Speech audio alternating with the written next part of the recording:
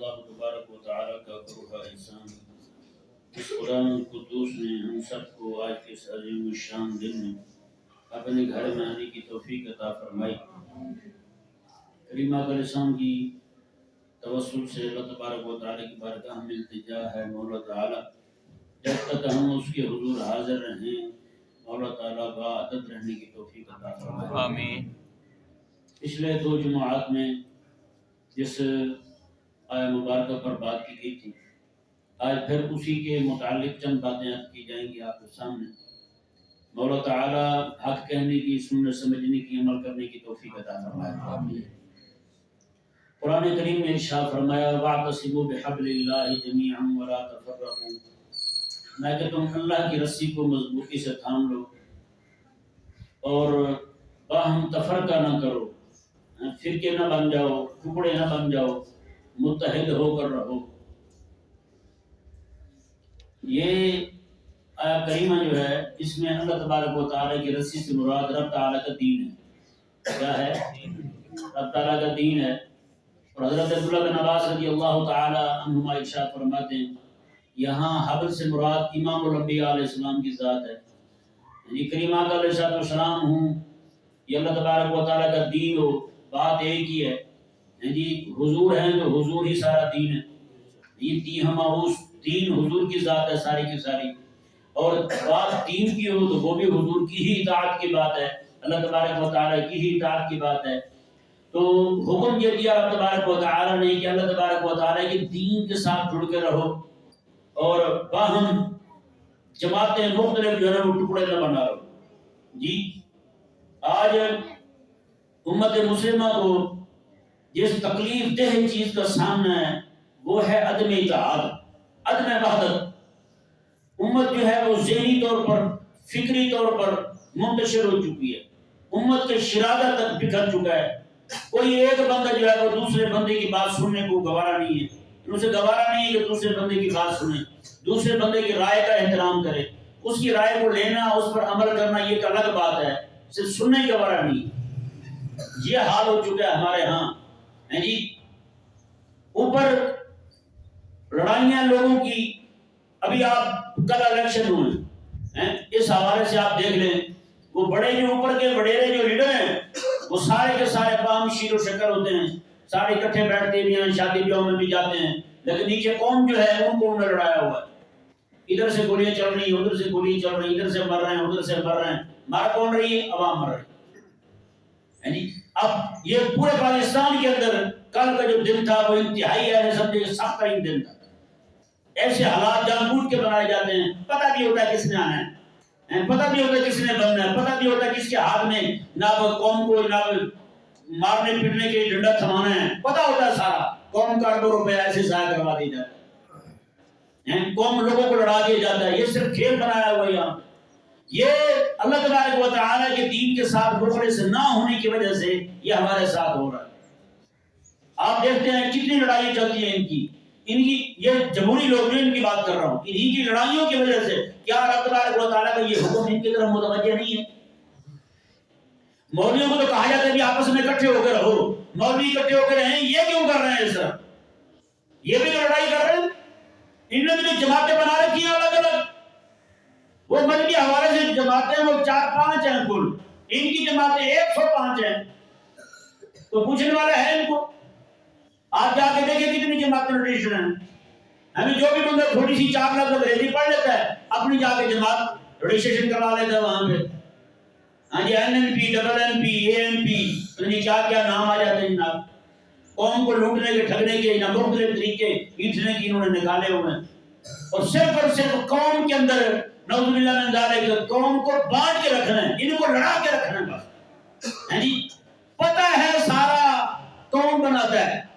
یہاں کہتے ہیں جی مختلف جوتیوں والے لمبے سائز والے جوتیوں والے بنا دیتے ہیں، حالانکہ ایسا بھی نہیں ہے، وہ بھی بیچارے کچھ نہیں کر سکتے، آرڈر اوپر سے آتا ہے کہ نہیں، پیچھے سے آرڈر آتا ہے کہ کس کو آگے لانا ہے، کس کو پیچھے کھڑا کرنا ہے، کس کو سجے کھڑے کھڑا کرنا ہے، سارا پتہ ہوتا ہے ان کو۔ جان بوجھ کے پوری قوم کے اندر ایک فشار کی صورت پیدا کر دینی، ذہنی الجھان الجھن میں ڈال دینا، پوری قوم کو ذہنی تکلیف میں ڈال دینا، ذہنی پریشانی میں ڈال دینا، اور کل پورا دن جو ہے موبائل بھی بند، نیٹ بھی بند، ہر چیز بند. وہ بندے بیچارے، مجھے آج ایک بندے کا فون آیا، اس نے بتایا انہوں نے کہا کل کی ایک فوت کی ہوئی بندہ فوت ہوا ہے، کسی کو نہیں بتا سکے کہ کب مرے کب نہیں مرے. آج آ کے صبح کے وقت جا کے وہ موبائل کھلے نہ تب جا کے انہیں اطلاع دیے وہ ہمارا فلانا کل صبح سے فوت ہو. بتائیں اتنا یہ رب تبارک و تعالیٰ کے دین کے ساتھ بے وفائی کی وجہ سے ہو رہا ہے ہمارے ساتھ. اللہ تعالیٰ کے دین کے ساتھ ہم مخلص نہیں ہوئے. کوئی جناب کسی کے ساتھ مخلص ہو گیا، کسی کے ساتھ مخلص ہو گیا. لوگ اپنے منہ سے کہتے ہیں میں تو پیدا ہی میاں کے نعرے لگانے کے لیے ہوں، میں تو بے نظیر کے نعرے لگانے کے لیے پیدا ہوں، میں تو عمران خان کے نعرے لگانے کے لیے پیدا ہوں. خدا کے بندے، رب تبارک و تعالیٰ نے تجھے ان کے نعرے لگانے کے لیے پیدا نہیں کیا. رب تبارک و تعالیٰ نے تجھے پیدا کیا ہے اپنے دین کی خدمت کے لیے، اپنی عبادت کے لیے. رب تبارک و تعالیٰ نے تجھے پیدا کیا، تو کہاں جا کے سر پھنسا رہا ہے؟ کسی بندے کو کوئی سمجھ نہیں آ رہی. اور ایسے ہی نہ بیٹا تو باپ کی گریبان پکڑے ہوئے ہے، باپ ہے تو بیٹے کے ساتھ لڑا ہوا ہے. کیوں جی یہ جناب فلانی جماعت کا، میں فلانی جماعت کا. بتائیں ایک ایک گھر میں لڑائیاں پڑی ہوئی، انہی کی وجہ سے لڑائیاں پڑی ہوئی. ایک نوجوان یہی محلے میں رہنے والا، اس کا ابا یہی بیٹھتا تھا درس سنتا تھا، اور وہ بیٹا جو ہے وہ ایک جماعت کو سپورٹ کرتا تھا. کسی دوست نے بتایا یار تیرا ابا تو درس سنتا روز اور تو پتہ نہیں کس جماعت کے ساتھ شامل ہو گیا ہے. وہ کہنا کہ ابا تو ہے ہی چبل. بیٹا کہہ رہا ہے ابا تو چبل، ابا پاگل ہے، ابے کو کون سمجھائے؟ بتائیں جی یہ اخلاقیات کس نے بگاڑی ہے؟ نوجوان طبقے کو بد اخلاق کس نے کیا ہے؟ نوجوان طبقے کو بد کردار کس نے کیا ہے؟ نوجوان طبقے سے اخلاق، وہ اخلاق شرعی ہوں یا جو بھی چیزیں ہوں ساری کی ساری ان سے چھین لی انہوں نے.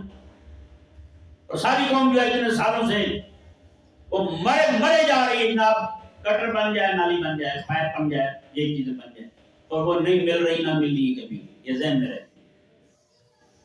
کاش کہ ہم لوگ سمجھے اللہ تبارک و تعالیٰ کے دین کے ساتھ مخلص ہو جائیں. آج اس کی نحوست ہمیں پتہ کیا پڑی ہے؟ دشمن چاروں جانب سے نہیں ساری سمتوں سے ہم پر حملہ آور ہو چکا، ہم پر حملہ آور ہو چکا ہے. آج اسلامی ممالک جتنے بھی ان کی رئی کھئی جو ساتھ ہے اس کو آپ دیکھ لیں وہ کتنی بچی ہوئی ہے. نام کے مسلمان ہیں، نام کے حکمران ہیں، پیچھے سے آرڈر وہی دیتے ہیں، جس کو چاہتے ہیں اٹھا لیتے ہیں، جس کو چاہتے ہیں چھوڑ دیتے ہیں. ایک وہ وقت تھا ہمارا علیہ السلام کا کہ اللہ تبارک و تعالیٰ نے ہم سب کو ایسا دبدبہ اور ایسا تندنا، ایسا روب اور ہیبت دی ہوئی تھی. اللہ اکبر کبیرہ. حضرت امیر معاویہ رضی اللہ تعالیٰ عنہ کا دور حکومت ہے. روم کا بادشاہ جو ہے وہاں ایک قریشی نوجوان انہوں نے قید کر لیا. کہیں گیا ہوا تھا، انہوں نے قید کر لیا، لے کے گئے جناب اپنے بادشاہ کے پاس. روم کا بادشاہ جو ہے اس کے پاس لے کے گئے. حضرت امیر معاویہ رضی اللہ تعالیٰ عنہ کی دور حکومت ہے. وہ نوجوان بادشاہ کے پاس کھڑا ہوا ہے. ان کا سپہ سالار، آرمی چیف جسے کہتے ہیں آپ، سپہ سالار جو ہے، سپہ سالار اعظم، اس نے قریشی نوجوان کے منہ پہ تھپڑ مار دیا. قریشی نوجوان کے منہ پہ تھپڑ مار دیا اس نے. جب اس کے منہ پہ تھپڑ لگا اس جوان کے، اللہ اکبر کبیرہ، اس جوان کے منہ سے ایک بات نکلی. اس نے کہا معاویہ تیرے اور میرے درمیان بات جو ہے نا رب تعالیٰ کے ہاں ہوگی.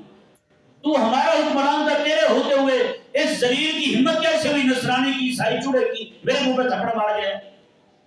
اللہ اکبر. کسی طریقے سے ان کے جاسوس ہوں گے، بندے ہوں گے حضرت امیر معاویہ رضی اللہ عنہ کے، انہوں نے اطلاع پہنچا دی حضرت امیر معاویہ رضی اللہ تعالیٰ عنہ تک.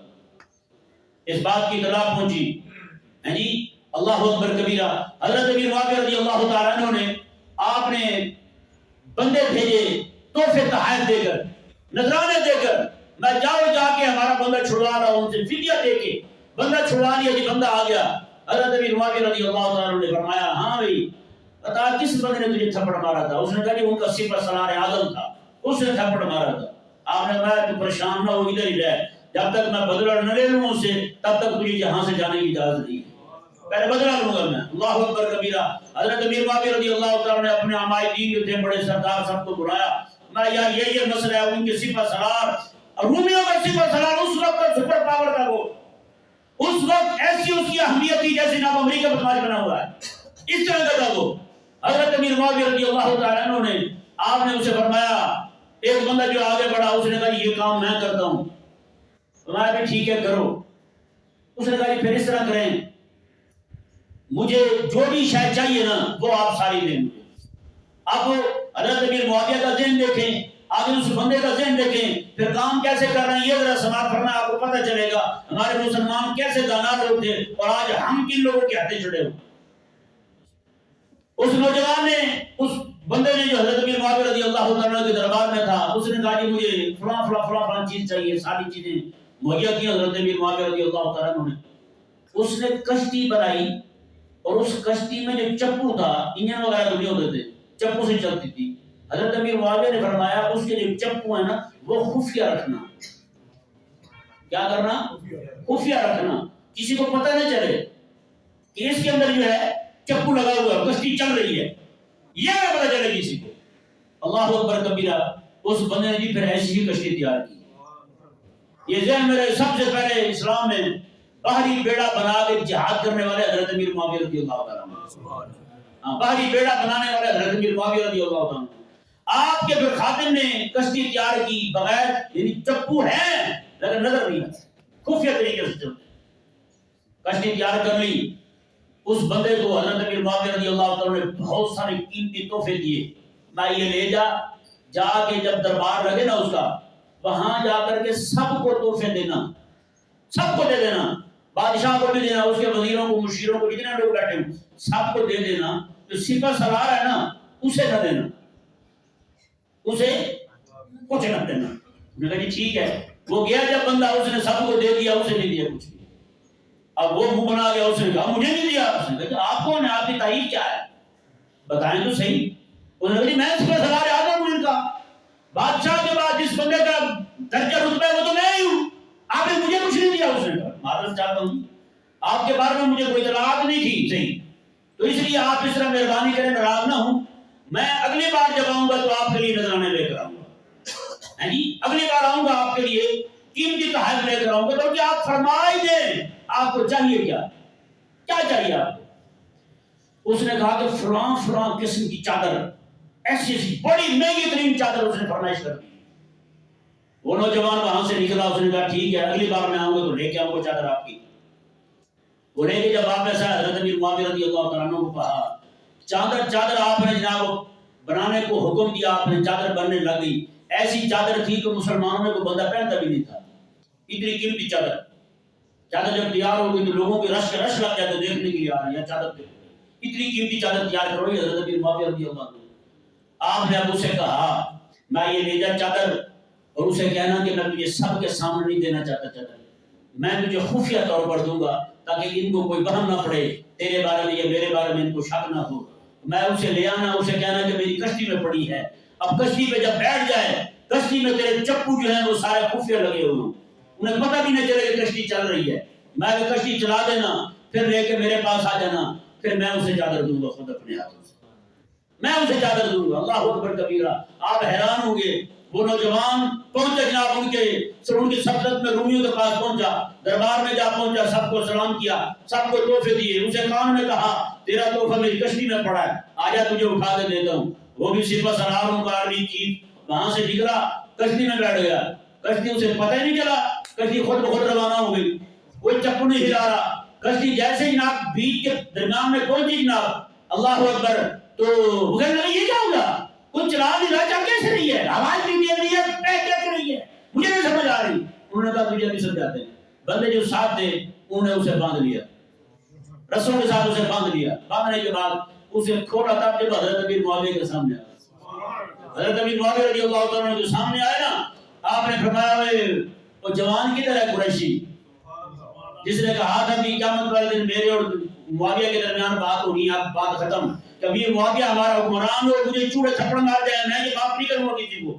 حضرت امیر معاویہ رضی اللہ تعالیٰ عنہ نے اللہ اکبر آرمی چیف کو کھڑا کیا، رومیوں کا آرمی چیف ہے، سپہ سالار اعظم ہے ان کا، اسے کھڑا کیا حضرت امیر معاویہ رضی اللہ تعالیٰ عنہ نے۔ قریشی جوان کو بلایا، میں مارے اس کے منہ میں تھپڑ، اور سے کہنا سبحان اللہ۔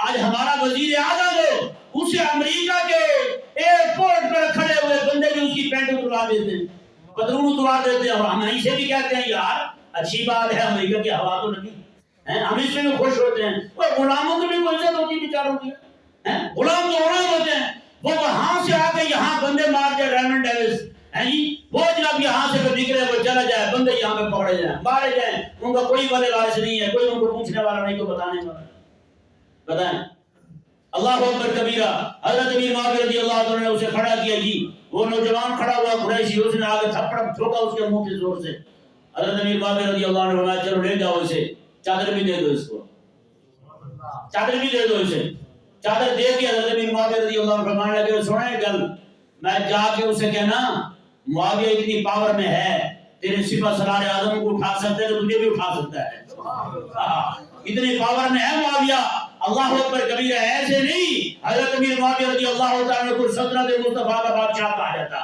ہے حضرت امیر معاویہ رضی اللہ تعالیٰ عنہ ان کی آپ سیاسی بصیرت کو پڑھیں آپ حیران رہ جائیں گے آپ دنگ رہ جائیں گے حضرت امیر معاویہ رضی اللہ تعالیٰ کی سیاسی بصیرت کو پڑھ کے کمال ہے جی سپہ سالار اعظم ان کا اڑوا کے اپنے ہاتھ تھپڑ مروایا چادر دی میں چادر لے جا کے اسے پیغام دینا اللہ اکبر جب یہ پیغام پہنچا اسے بیٹھا ہوا کانپنے لگا اللہ اکبر کبیرہ پھر حضرت امیر معاویہ رضی اللہ تعالیٰ عنہ نے آپ نے جب فوجیں روانہ فرمائی یہ پھر چین کیا ہے یہ ملتان کیا ہے کابل افغانستان کا شہر کابل جو ہے یہ حضرت امیر معاویہ کے دور میں فتح ہوا آپ کی فوجیں یہاں پہنچی فتح کرتے جی جب اوپر بیٹھے ہوئے معاویہ رضی اللہ عنہ جیسے غیرت مند بندے ہو نا جی پھر معاملات نیچے یہ ہوتے ہیں اگر اوپر بیٹھے ہوئے ہمارے جیسے ہوں ہم جن لوگوں کو دیکھ رہے ہیں ہم جن لوگوں کو بھگتا رہے ہیں تو پھر جناب یہاں سے آپ کی صدیقی بھی اٹھ کے ان کے ہاتھ چلی جاتی ہے اس کو بھی دے کے پیسے لے لیتے ہیں اپنے مسلمانوں کو پکڑ کے ان کو دیتے ہیں پھر جناب یہاں پہ کوئی مجاہد اسلام کا آ جائے